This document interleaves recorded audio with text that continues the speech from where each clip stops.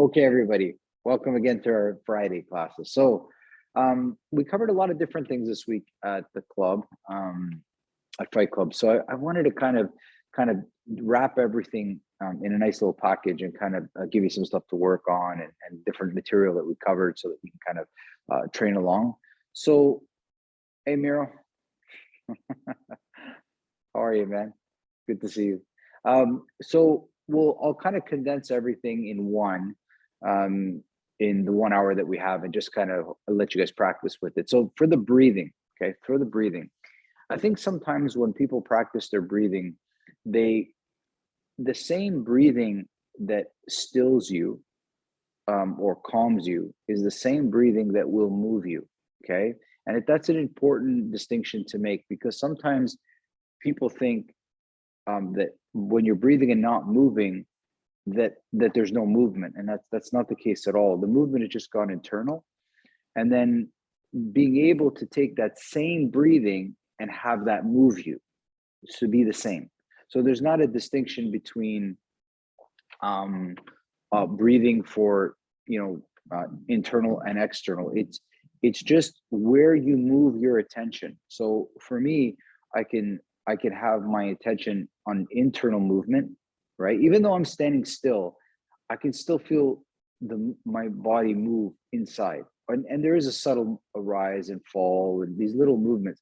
But that exact same breath, if I change my focus, can make me walk forward or do a push up or do something. It's the same breath. It's not a different breath that can still me or makes me move. It's really the same breathing. Okay. This is really important for you guys to kind of make that connection. You don't have like a separate type of breathing. There's one breathing and you move your focus around. You see the power in that? Like you can that's hugely powerful if you don't separate, well, this is breathing for one thing and this is breathing for another thing. They're both movements, but it's where you put your attention when you're breathing that will guide that, right? So if I breathe inside, I stay inside myself. If I breathe outside, I go forward, I walk, I push up, whatever. So sit now for where you are, just kind of sit comfortably, right? And just breathe normally and be attentive to the subtle movements that are happening in stillness, right? So it's like,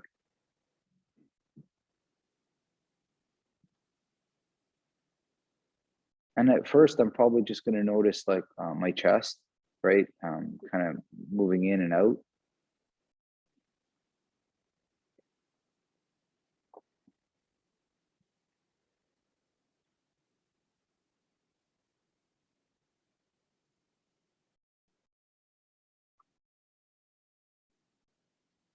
Now, sorry if I could just explain.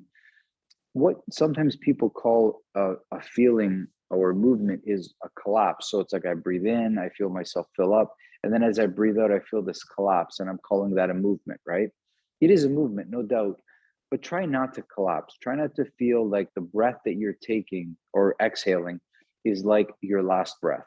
It's not like the last one you're ever going to take. It's not like the last gasp of breath you have. I see people exhaling and it looks like they're exhaling their life or something, like they're exhaling their energy or something, right? For me, it's like I breathe in, I feel the rise of my chest and it feels good, and then when I breathe out, I feel my body like lowering but not collapsing. It's not relaxing and getting kind of lazy. It's kind of calming down, so the structure stays pretty much the same, right? And my mind feels as engaged on the exhale as it does on the inhale, right? So breathe in, and then as you breathe out, you allow the body to kind of go in or but not collapse.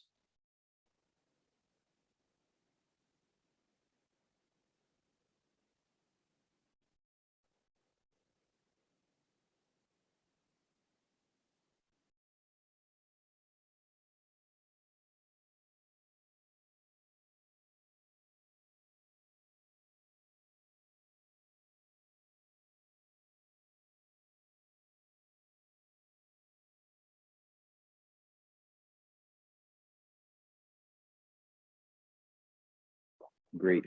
Did you feel it a little bit? Yeah? No? You feel yeah, that's a big distinction, right? Because you don't want to exhale like your life, or you don't want to exhale like you're dying. You want to exhale like you're you just want to exhale, but not lose power. Now you're going to start to move it around to different parts of your body. So instead of on my chest, I'm going to maybe think about my shoulders. So I put my attention to my shoulders, but this is important that you study how to move your attention around, right? So I breathe in, and now my attention is strictly in my shoulders. You might think about it like moving your lungs into your shoulders. So you'll feel, because your attention's there, you'll feel a slight movement in that shoulder or the shoulders that you're focusing on.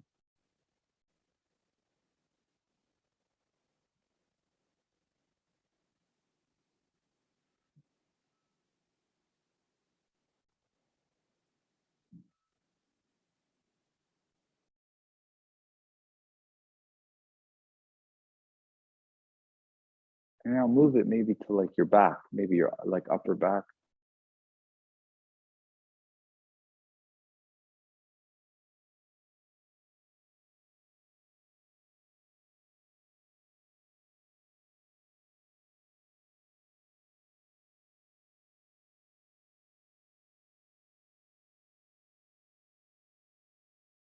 Now move it to your arms.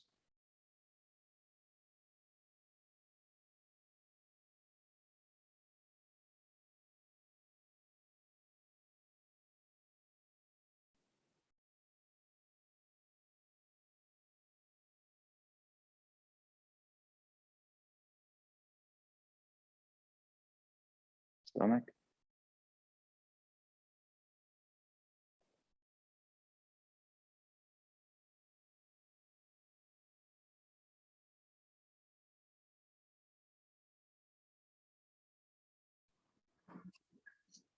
Okay. Hi, Manny. Hey, You're gotta mute yourself, man. Mute yourself. Okay, Legs okay. now. Legs now. So start to breathe towards the legs. Again, just put your focus there.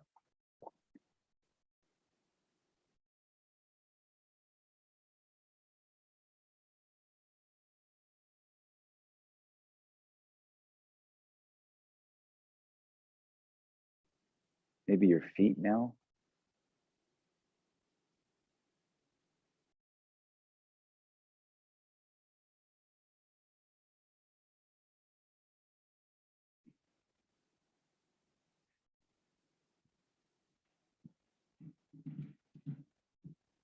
Okay, good.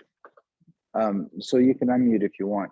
Did you feel that at all? Did you feel that you could feel the movement where you put your mind? Did you feel that you could put it there?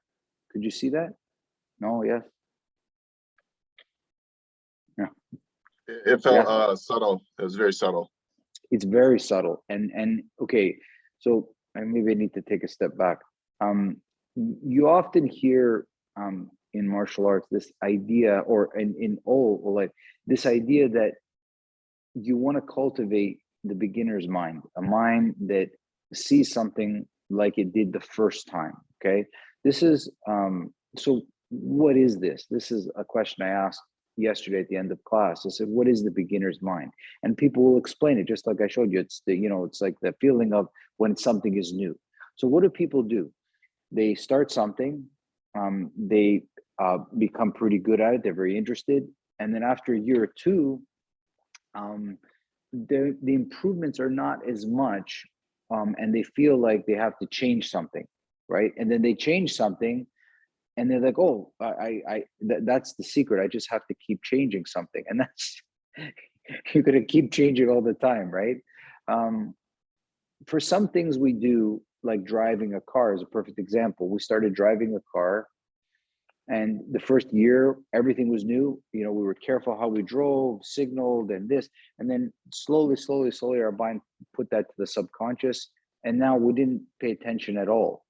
And consequently, our driving skills, they never really improve, right? They kind of stay at a level that's good enough for whatever we do, right?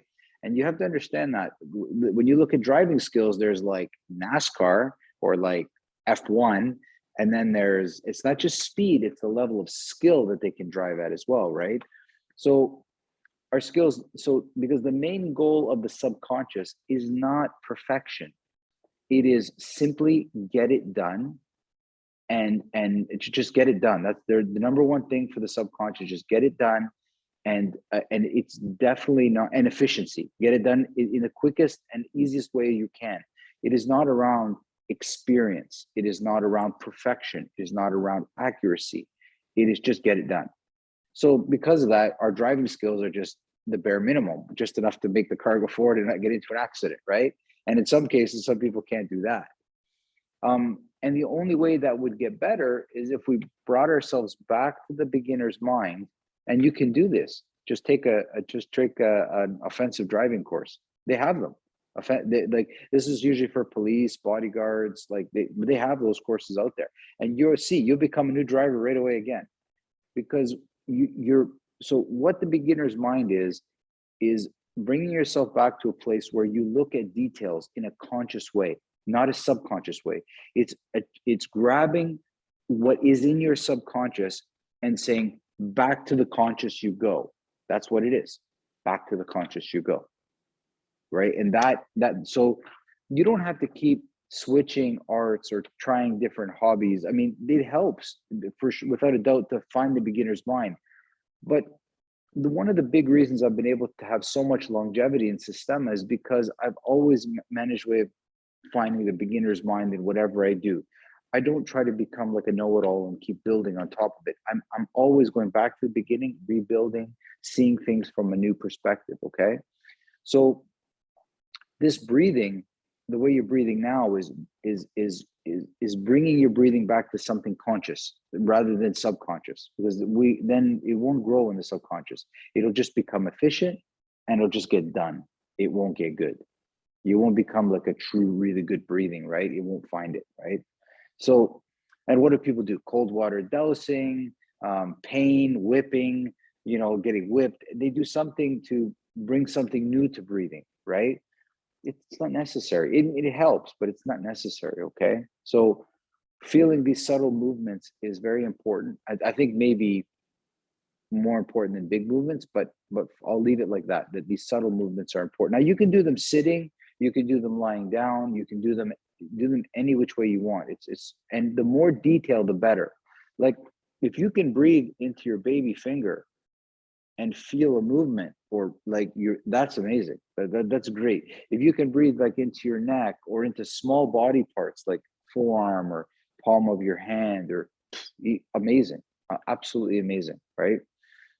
So the breathing homework I'll give you guys for this week will be to find the movement of breathing in stillness, right? And now we're going to do the breathing of movement, and it should feel the same. Don't take more air, just change your attention. The attention goes from I'm breathing still, the same breathing is now going to walk me forward. No difference. It should feel the same. And because this way you can change your breathing not by a rhythm, but by just how you think. Just by how I think, I can change it. I'm sitting still, I'm minding my own business, everything is fine, I'm breathing internally. All of a sudden I see somewhere I have to go, I get up with the same breathing and I go forward. It's no different, right? I don't want to have extra techniques or styles of breathing for action or not action. I want to have the same one that works for everything. Does that make sense, guys? Really, it's important. Otherwise, you just get good at practicing breathing that is for one thing and breathing that's for another thing and breathing that's for another thing. It's the same breathing. You just change what you're thinking of. One's for stopping, one's for going. Same breathing, right? And we're gonna try that now, right? So stand up, unless you have any questions. No, ask me questions or forever hold your peace. Oh, that's what they said at the wedding. Sorry.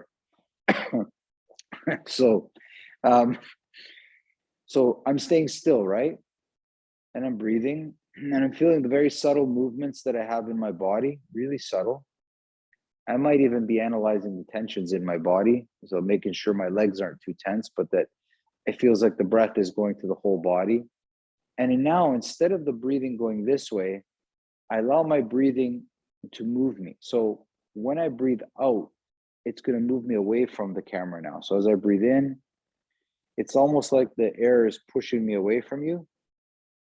And then when it ends and I breathe in, it's almost like the air is pulling me forward. So now my breathing is like outside of me. It's pulling or pushing me like the wind or something, right? But it's very subtle too. It's the same feeling of when I was internal. So I'll breathe in, I'll breathe out to go back, and then breathe in to kind of bring you forward.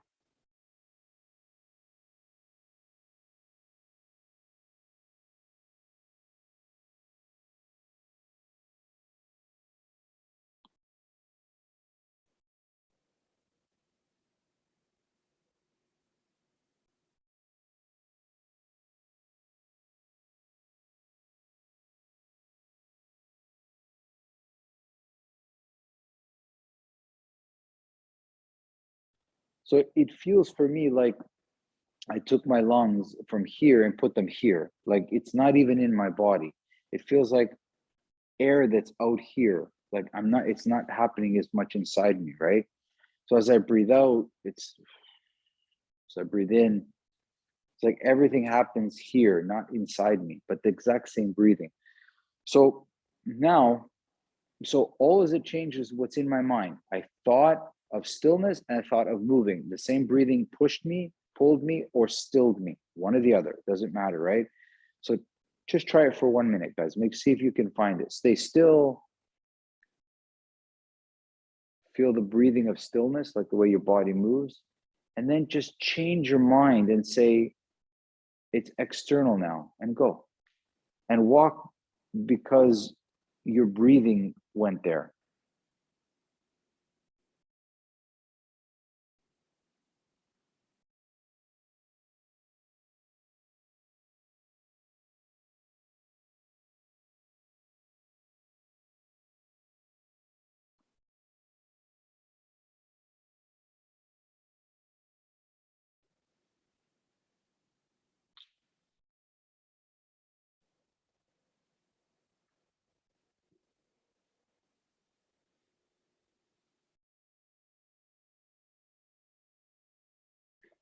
Okay, let me give you some examples of this, okay?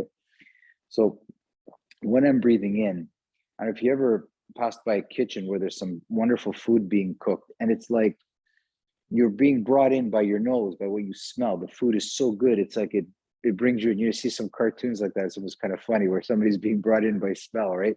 It's like the breathing moved you, not you decided to move. Like it's not like a mental thing, right? And the same, it's like I remember like it was yesterday going to this group of people, and then I started hearing them talk about a topic I didn't like, and as soon as I heard this topic, it bumped me away. It's like I didn't decide to go away. It's like this, it pushed me away, right? It's like the breathing. It's not me thinking about where I want to go. I'm thinking about breathing and letting it move me, right? It's like I'm sitting here still and I'm breathing. I'm not thinking about doing this with my body. It's just what the breathing did. It's just what it's doing, right? So, but my focus is internal and then it becomes external. And I just let my body go with the breathing.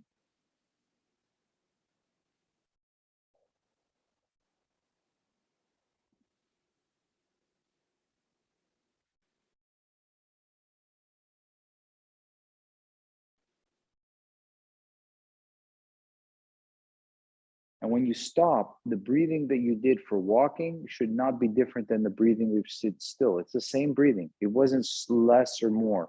It's the same.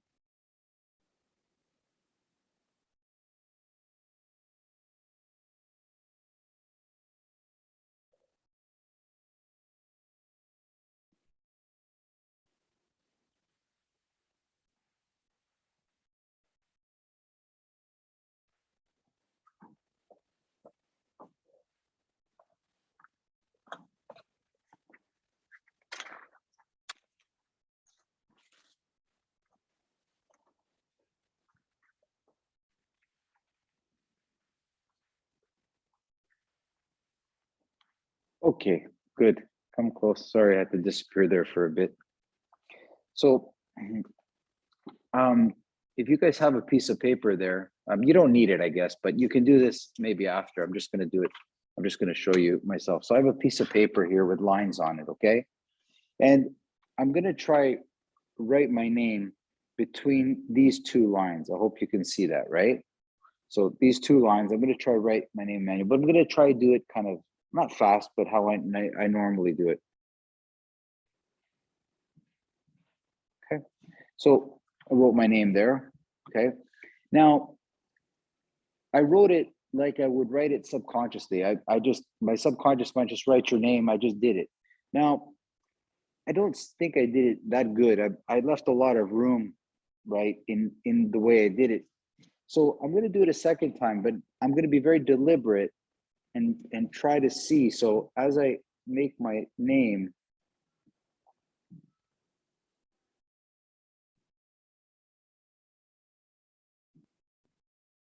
you can kind of see the difference now, right? I'm trying to stay between those two lines. I've as I approach the line, you can see it's very deliberate. As I get close to this line, I'm being very deliberate about slowing down as I get to the line. So it's very conscious. I'm consciously observing, and you see the difference in my speed.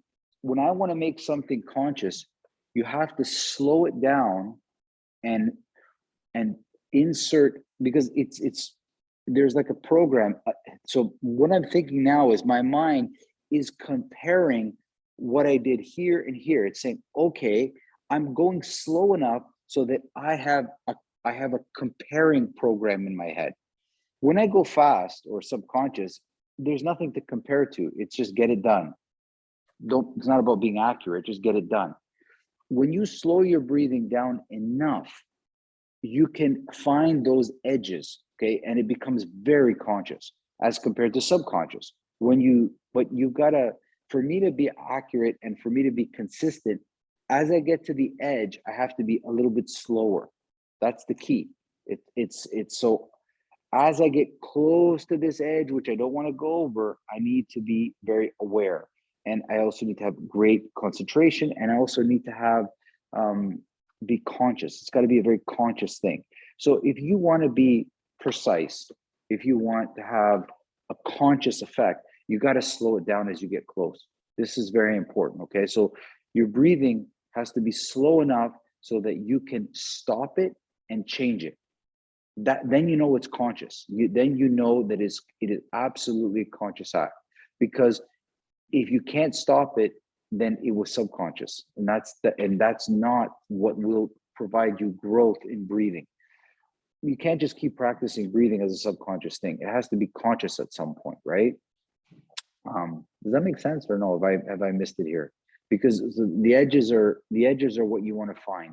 So what parameters do you want to stay in with your breathing? I want to be aware of what my breathing does. I want to be aware of how it moves me internally and externally.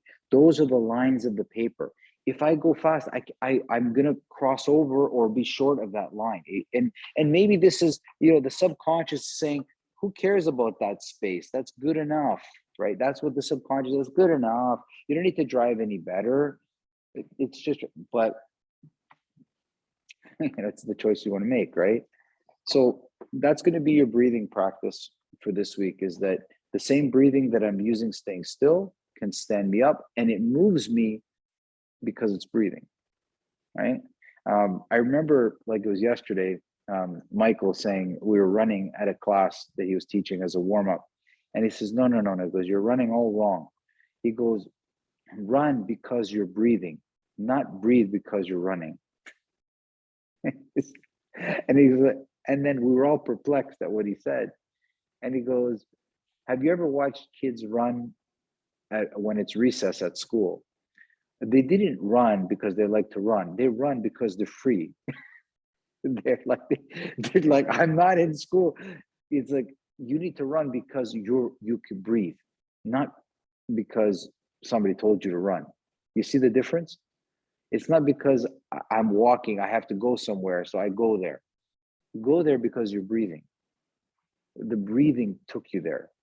That's such a different mind shift right? Because we'll always have a plan of some sort. So this is interesting. See breathing as a guide. It pulls you or pushes you, not your mind. Let it take you somewhere, and it's wonderful. Okay, so that's part one of what we studied. It's kind of deep, but anyway, I wanted to share it with you. The other thing we did was multiple attackers. Okay, now multiple attacker stuff I love. It'll be hard for me to cover this, but I'm going to show you kind of some drills that you can develop the skill sets that you need for multiple attackers. Okay, and it's not just multiple; it can be like mass attack or multiple attackers, but essentially you got to be able to do a few things at once. Okay, so let's start with unless anybody has any questions about the breathing. No, ask me if you have. I'll forever hold your peace. Okay, so start to walk. Okay, but with multiple attackers, when you have multiple things happening, your head has to be on a swivel. And I don't know if any of you have ever known somebody that has like a mother that has like 3 or 4 kids, the family. You see, her head's always on a swivel. It's always wondering where the kids are and who's getting into trouble. So when we normally walk in class, we're looking forward and, everything is in front of us, right?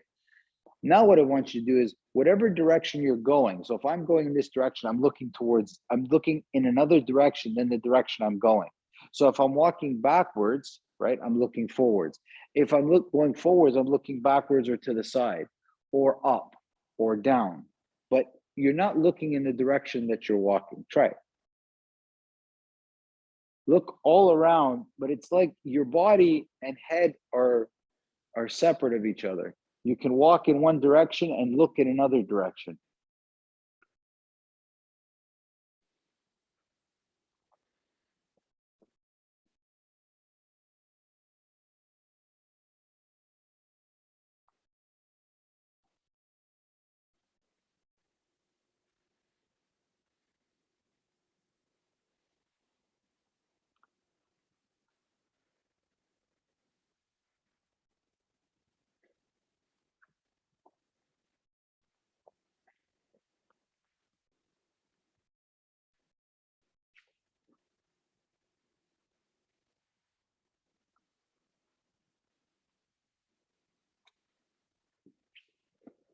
Now, you do this quite naturally when you go shopping. If you ever go to a store where you're looking for something, you're always, you got the buggy and it's going forward, but you're looking, what cereal you want to buy this week or through the vegetables or something, right?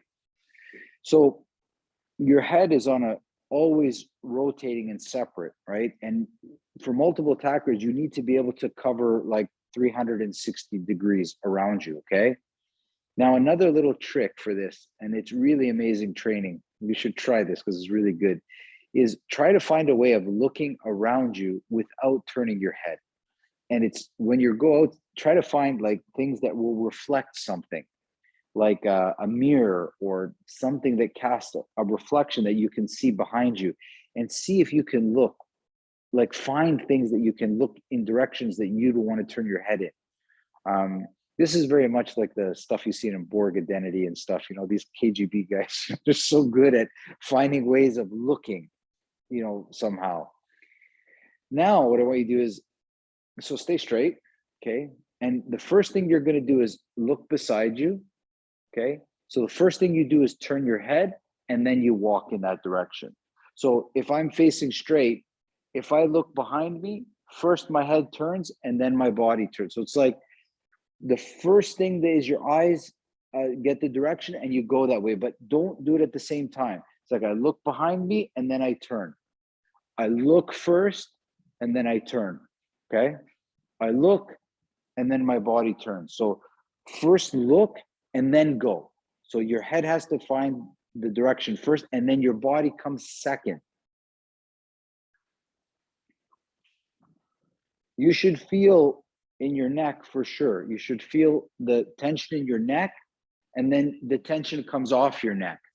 So it's like I turn, I feel a strain in my neck and I turn from that.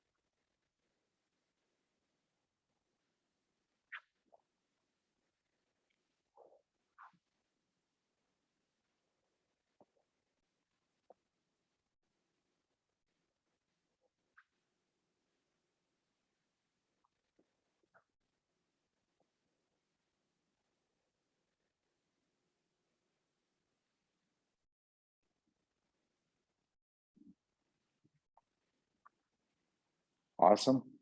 Good. Now point at something, right? So let's say I'm pointing at you guys now. So I try to move my body, but I'm always kind of pointing at you. So it doesn't matter what I do. I go down on one knee, I turn, or even if I walk backwards away from you, but I'm always pointing and going in different places, but I'm always pointing towards the camera now. So whichever way I go, I'm always got my finger pointed, right? It doesn't matter what you point at. It can be something in the ceiling, can be something on the ground, but you always pointing at that, always, okay?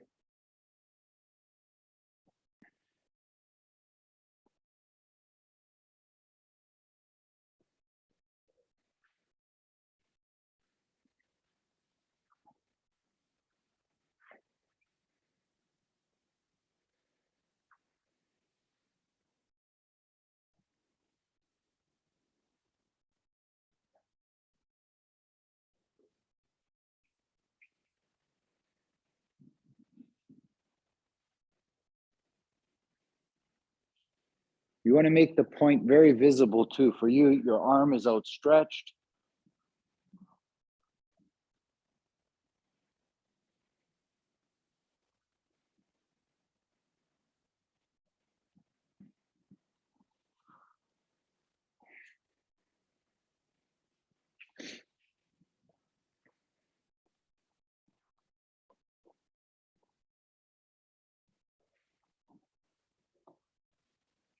Now, if this were a training class, right? If I could have a partner with you guys, I would have a third person pushing you while you did this. So while you're pointing your hand like outstretched at whatever you want to point at, a person would be pushing you, right? And the idea is that they didn't bug the arm that's pointing, but the rest of your body is being nudged. And I mean, people can see this in different ways, right? With a gun in your hand or different things. If that helps you, great, but it's not necessary. The idea is that you're looking at something that's away and you're dealing with something that's happening close to you, okay? And one of the big things with multiple attackers is that, okay, of course you need to learn how to fight, but you also need to always be aware of your surroundings and maybe where your friends are or where the exit is or where the doormen are. Like, I don't know the situation, but it's where I'm focusing on something away from me and I need to not lose sight of it. So in this case, I'm pointing at the door at the back of Fight Club. So as I'm being pushed, sometimes you get disoriented and you're not sure where you are, and you need to be very aware of where that door or where your friends or where the other danger is maybe. And right now I'm exaggerating it by pointing at it. But as the pushes get more random and more people push you, it's very easy to lose where that is. So it's very deliberate now. So now it's like a far location. And as you're moving, if you want to imagine people pushing you, pushing your legs or pushing your head, but still the hand and finger should stay pointing in that direction, okay? Try it. Imagine people pushing you, right? A third person pushing you, but keep that finger as steady or that point as steady as you can where you've decided. Like I've got two exits at the Fight Club, so I'm just going to kind of bounce between both as I'm visualize being pushed.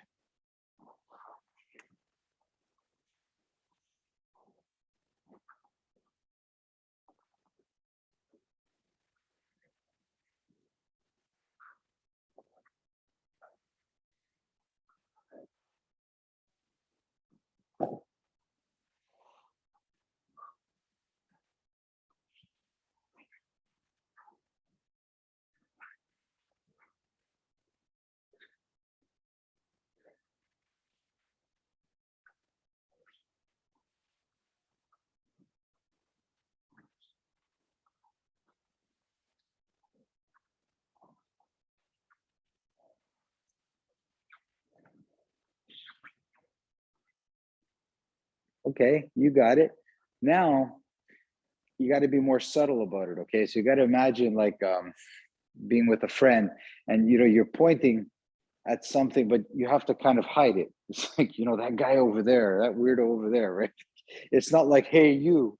It's very subtle. It's like, I mean, you've done it in training, I'm sure. You saw something weird and you're like, it's like you have to point at something, but kind of hide it, right?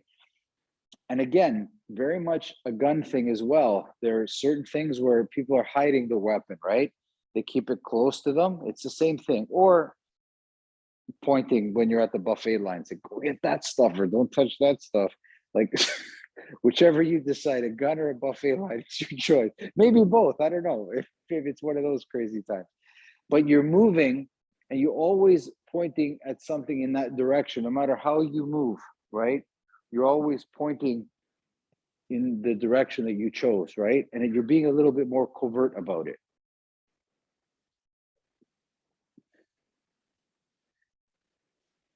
I've used this guy so much. When we were working at a door at a club, if you had to pin somebody out, you weren't sure. You'd say, "Is it that guy? Is it that guy? Is it that guy?" You're not like, "Hey, you."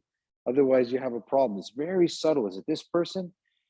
Is it that person? That person? Very subtle. You're pointing in such a way not to alert attention.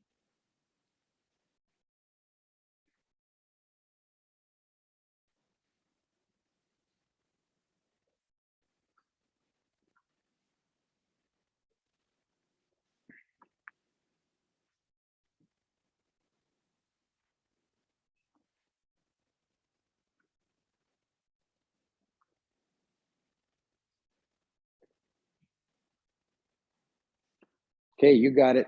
Good, you got it. We'll move on. Okay, footwork for multiple attackers. Okay, for a two or mass attack, there really is a footwork to it. Okay, and I want you guys to look down. Okay, and there's a randomness to it. So there's two ways you can do it. Okay, I want you to imagine that you're in the sand, like you're at a beach and it's nice sand. Now, not that you fight in a beach, but anyway, but just you get the idea. But you get the sand, and you're walking on a nice clear sand. Everything is nicely washed. It's perfect. And I want you to walk and spell either your name or your initials. Like my name's too long, so it'll be initials. But if you're a short name, just walk your name in the sand. So just visualize. For me, it's the letter E, right? And making the letter E. And you can kind of see how and then the letter M. And what's happened is, because I'm the only one that knows the pattern in my head, somebody watching this would never imagine what I'm doing. It's a random pattern. And because in my head, I'm spelling out my initials. The person watching you will not understand this pattern. It's not a pattern that is recognizable. So if people are waiting to jump on you or trying to size you up for something, they will wait because they don't understand what you're doing. It's a very unique movement, right? It's not something that people have practiced, right? It's not like a normal walk or a normal shuffle.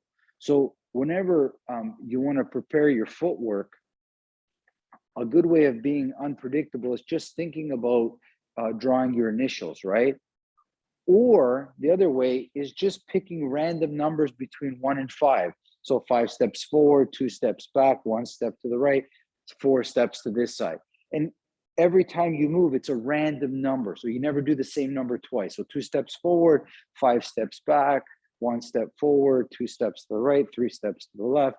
So it's like in your head, random numbers between 1 and 5, forward, backwards, left, right. Somebody that's, again, trying to understand what you're doing will have a very tough time, okay? And what you do is you start with a regular walk, and then you start building that up to the point where it gets to like almost like a jog or like a kind of, and again, either you write your name out,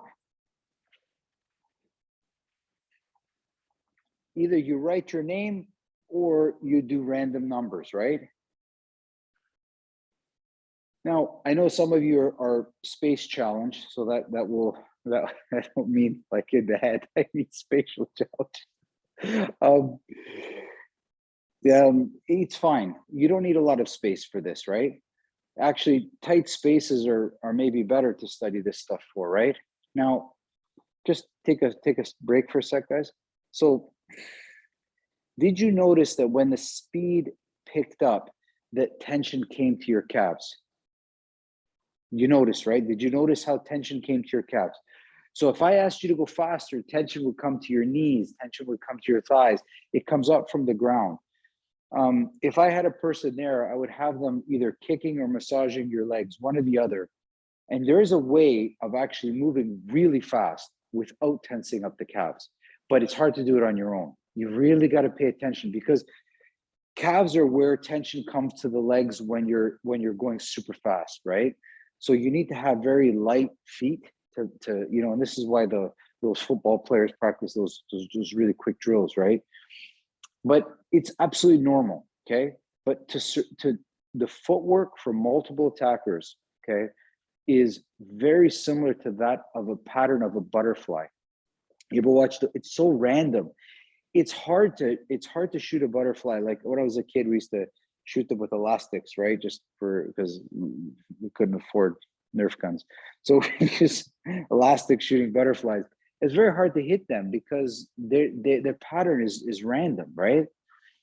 And if you watch some of the old Systema footage, really old, like we're talking, it looks like from the 50s or from the 40s. It's on YouTube, right? It's around. You'll know because in black and white, it's very blurry. But there was a picture of a guy who's going through an open field, and it was very unusual. I remember asking about it. He was doing this kind of like, he was changing the height and his body position. And it looked like he was drunk, or I don't know what he was doing. And then when I asked my instructor at the time, well, what's this guy doing? This is kind of, because they showed him for 1 minute doing this. It wasn't like a little 10-second clip. He goes, that's how you move when you know there's a sniper. When you have to go somewhere, because they won't shoot unless you're still. They don't want to miss because they give away their position. So they want you to stay still. So this person studied how to move like a butterfly. That's what they explained to us. Like, holy shit, that's awesome. It was spectacular. So for multiple attackers, people are waiting for you to stop or waiting for you to pause so then they can just jump on top, right? The other inspiration I have for this work is I remember watching a documentary of elephants, and they showed an adolescent bull elephant being attacked by a pride of lions. And the lions were on his back. There was like 3 lions on his back, 1 on his leg. And this young bull elephant, not full mature bull, he was just running, trying to catch up to the herd.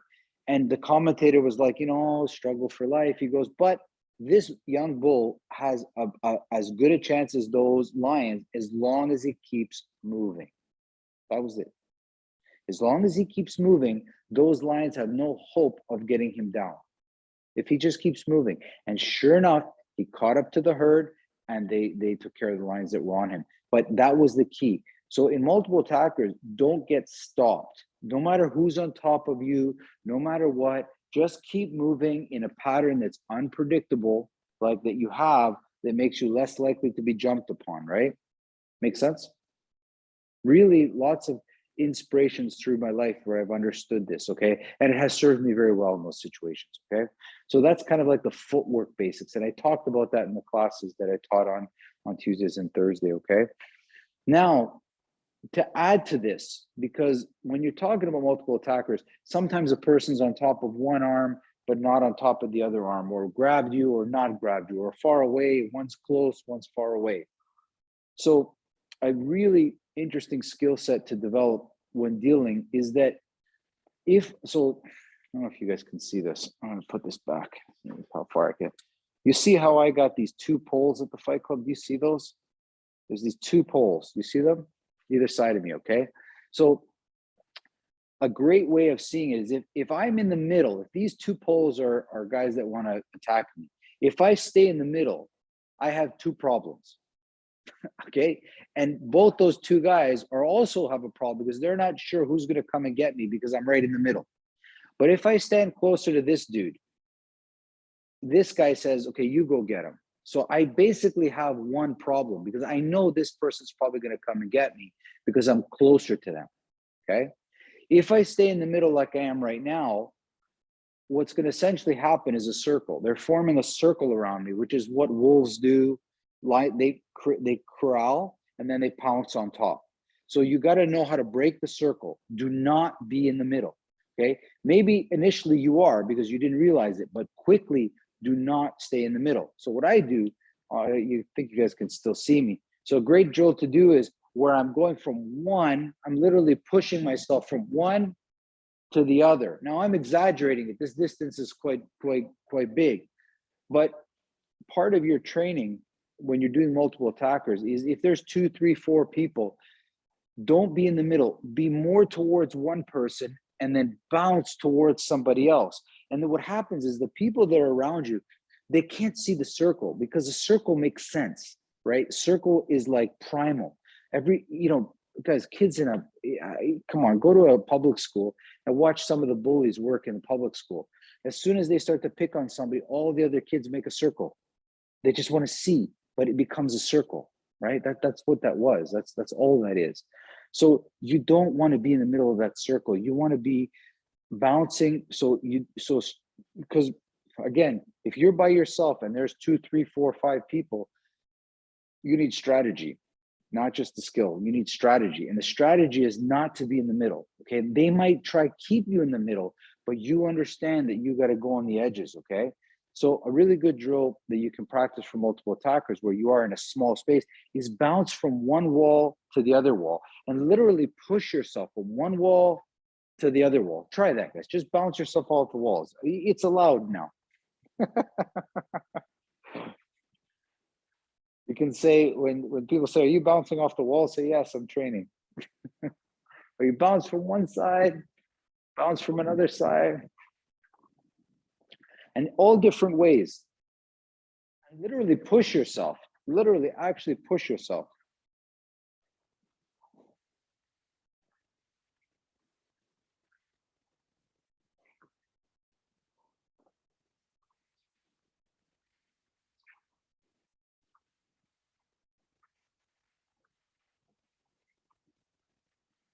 Practice that footwork, right? That random footwork.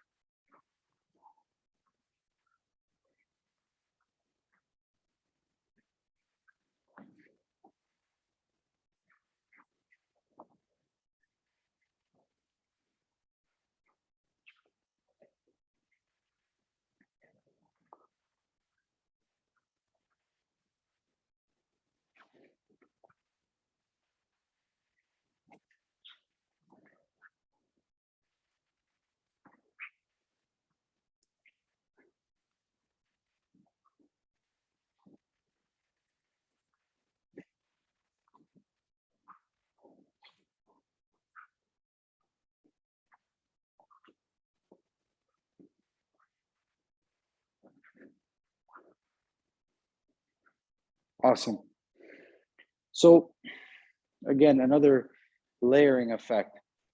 When you get your partners, like let's say I have in class, I got people in pairs, right? The people that are immediately around you tend to absorb all your thought, but it's what I usually do is as I'm working with people, if I can touch them, I don't need to look at them. I know they're there. So I got an image of where they are. What I do with my eyesight is I scan further because from my experience, multiple situations or multiple attackers have the potential of becoming a mass fight.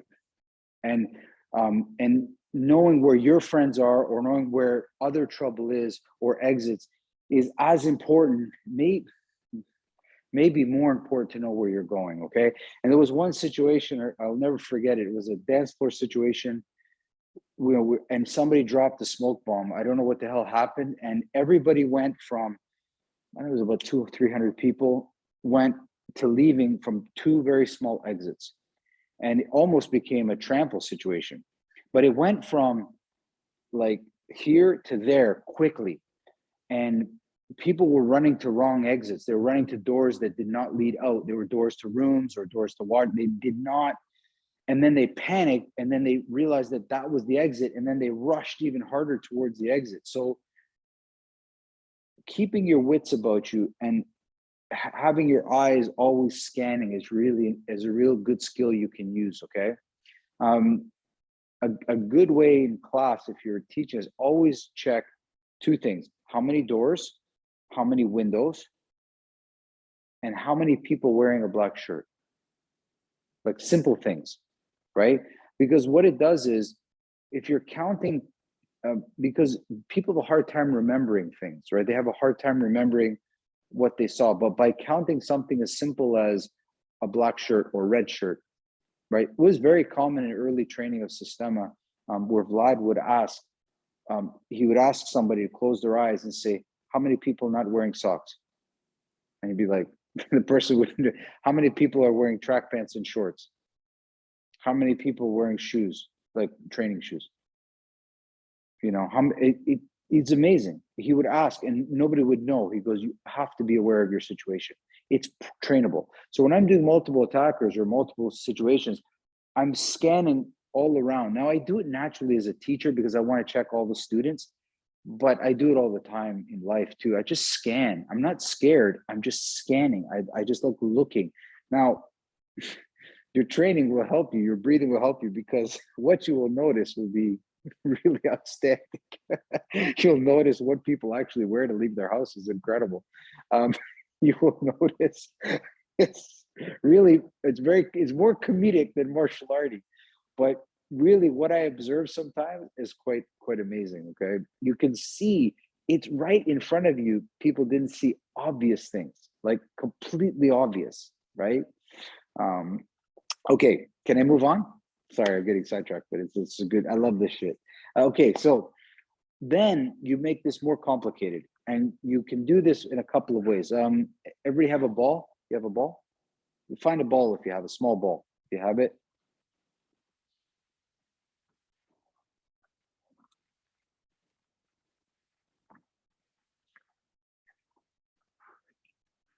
So hold the ball without grabbing it, right? Hold the ball without grabbing it. And the ball needs to stay in motion, okay? Not fast, but it's got to stay in motion, okay? Without grabbing the ball. Keep it in motion, okay? You can pass the ball, okay? The ball, you always hold very delicate. Now, I've always wanted to do this at the Fight Club with an egg, but I don't want to play cleanup, so maybe I'll wait for Karen to come. And the idea you have now is, as you're moving, okay, you now can start to punch or kick, but I don't care about the punch or kick. I care about if this thing stopped. So you can punch and kick as long as this doesn't stop. And the ball represents your head, okay? It really does. It is your head. You never keep it still, okay? Your head should be moving, even though you decide to punch. The moment you hold it still and throw a punch, it's like you held your head still. So keep that ball moving, and then you put all your offense.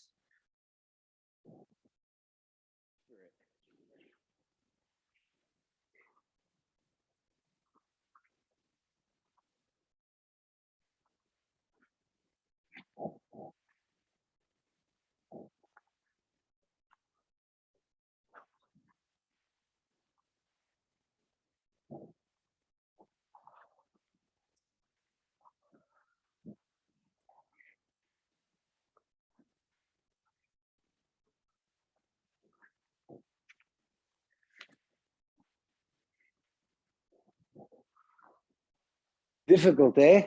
Difficult, right? How did it feel? How did it go? No?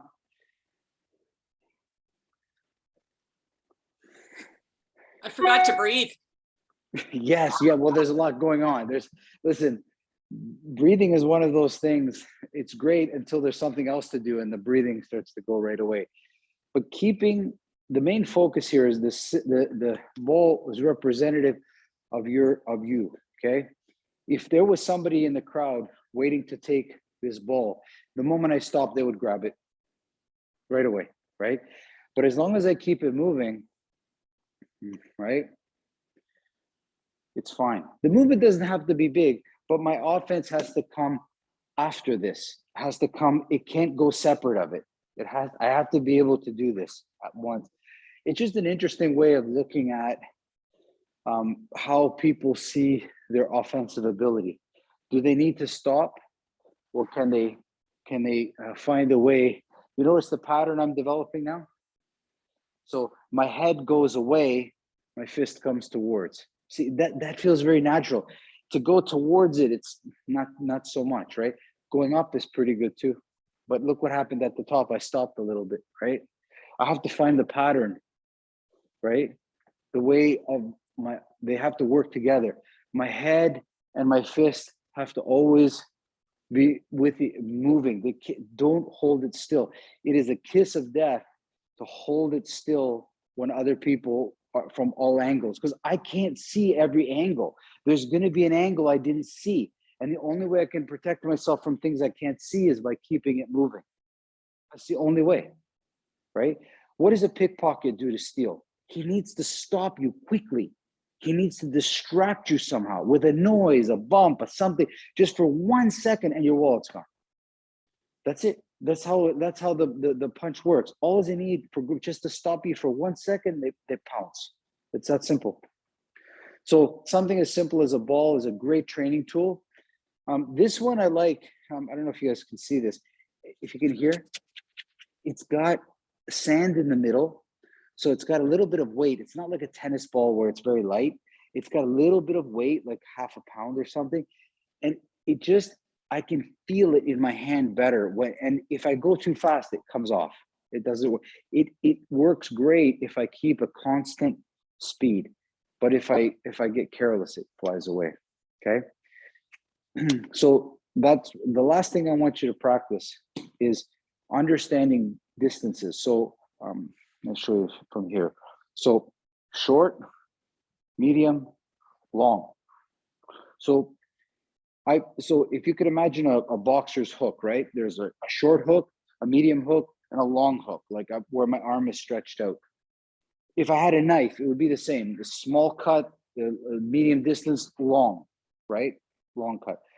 When you're dealing with multiple attackers, sometimes one person came in very close, and you need a kind of to strike in a short way, and then the other person running away, you need to reach him with a long strike.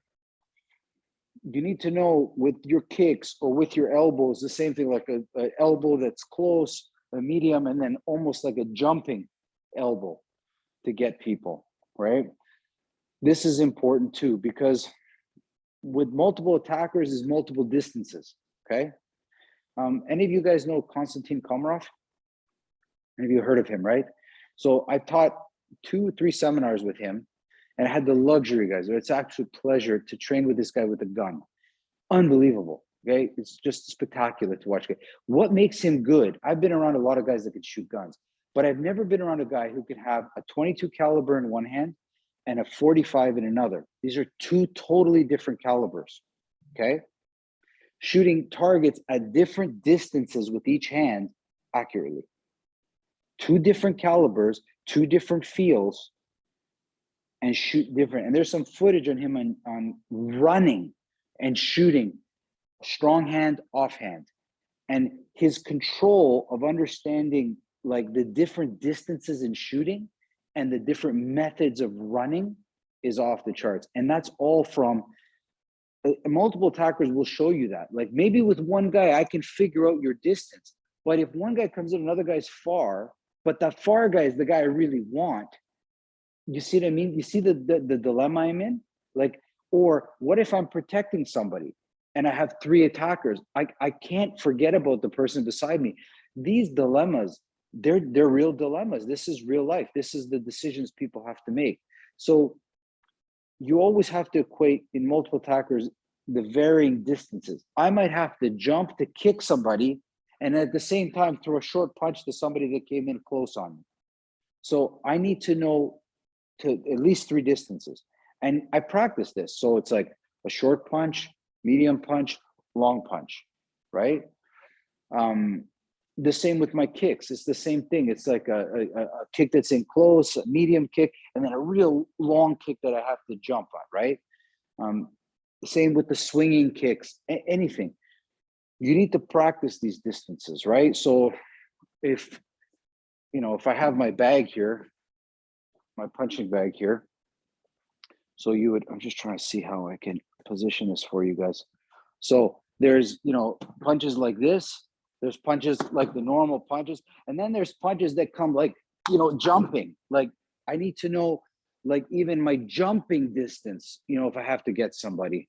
So all this can be practiced, right? It all can be practiced. So drills that you can use for multiple attackers are those ones, is understanding that your offensive skills need to be all different directions, and they also need to be all different distances. They won't be just one distance. They just won't be one distance, right?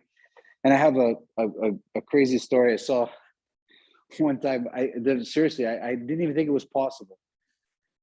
A couple of guys fought, and then big crowd separated them, and there was 4 people between the person that wanted to get. So there was a person that was, and then 4 people before the person that wanted to punch him was. So we're talking, how thick are 4 people, right? Like it's quite a good distance. It's not Superman jumped over everybody and punched the guy. I couldn't believe it. I didn't think the guy could reach him. I had no idea that people could jump like Superman like that. The guy was so angry. He came from so deep, right? In the crowd to punch this dude. He was that angry. I didn't even think it was physically possible, and I realize now, if you're protecting like, president or prime minister or something, and there's a crowd, people often look at the people that are in front, but people can reach from 4 back. They can get to somebody if they really wanted to. It's not so with multiple attackers, you can't just think about people around. You have to think about deeper or reaching deeper things. So you got to know these distances really well, right? And it just takes some skill, because we get so used to sizing up one distance, but the distance will change in multiple situations, and it changes like very quick. Like one guy's in on you, you punch him, another guy's running away, and you got to almost jump to get them in the same second, right? How was it, guys? No, too much today? Too much of the multiple? It's No, really so hard to good. teach. It's Love really it. hard to, so multiple attackers is one of the most, if I could tell you one thing that Systema does better than any other martial art I've ever seen, it is this. And it has saved my ass many times, because when you're a good fighter, they don't send one person. They initially send one person, then 2, then 3, because they realize it's not easy. And you really have to know this about how to deal with multiple. And if I'm a small guy, so they usually only send one guy after me, but there's some guys, they're big, they send lots of people, and they have to. So bigger guys at your club, like if guys, especially big dudes that they're training, don't let them get comfortable with one-on-one. You got to get them training 3 people, 4 people, because a big guy is going to attract lots of people to take him down. It's not going to be one person that comes to this person. So you have to prepare even bigger people for that happening more often. And you could imagine, right? Now, remember what I told you at the beginning about conscious and subconscious, okay? So there is a subconscious element to mass fighting if you want it, or you have to bring great detail to that if you want to understand it. You have to bring consciousness to that. And these drills help you bring some consciousness that what looks random, what looks spazzy, what looks kind of like random is actually not that random. It's like, you ever seen somebody that looks so artistic and you say, oh my God, but then if you actually look at their life, there's a lot of structure to get to be artistic.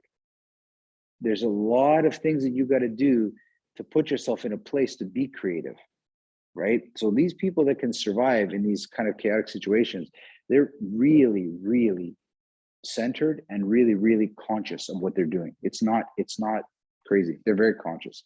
So understand those 2 states. We want the beginner's mind, and we want to be able to grab our subconscious and say, I need you back in the conscious whenever we decide.